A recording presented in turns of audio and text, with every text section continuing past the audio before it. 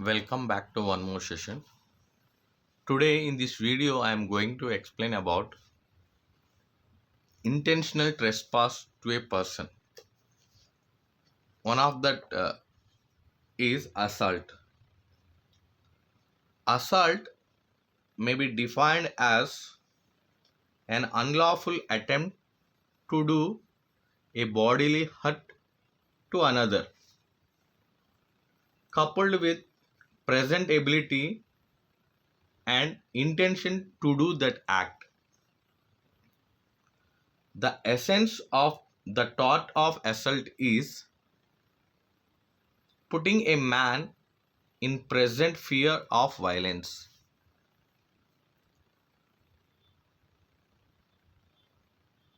A beautiful illustration on this point, there is a leading case, that is Stephens versus Myers, 1830s case. The facts briefly were that the plaintiff was the chairman of a parish meeting. The defendant, having been very vociferous, a motion was made and carried by a large majority that he should be turned out. Upon this, the defendant said that he would rather pull the chairman out of the chair than be turned out of the room. Immediately he advanced with first clinched toward the plaintiff, but was stopped by the church warden who sat next to the plaintiff, holding him liable for assault. In this case, Chief Justice Tyndall remarked that it is not every threat when there is no actual personal violence that constitute an assault.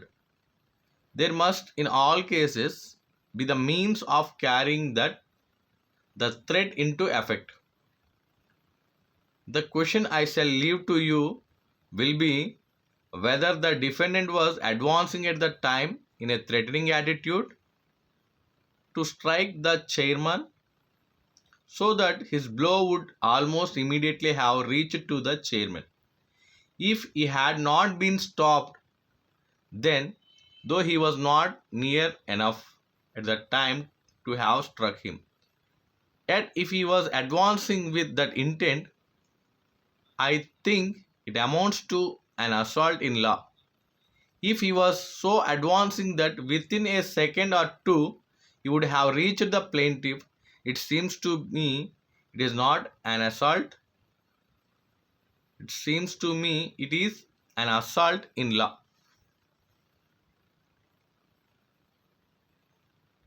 An Indian case, that is Bhavisetti Venkata Surya Rao versus Nandipati Muttaya, Andhra Pradesh case. In that case, it has been seen that immediate intention to carry out his threat into effect is the most important factor. Physical touching or impact is not needed in the case of assault.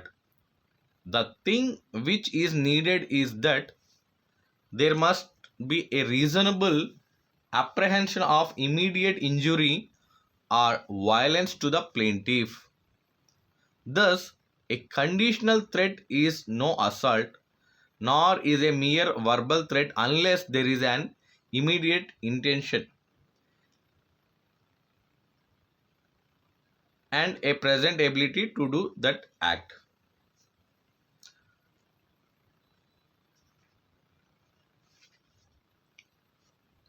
In order to succeed in an action for assault, for an action to an action for assault, the plaintiff must prove that there was something gesture or preparation which constituted a threat or force.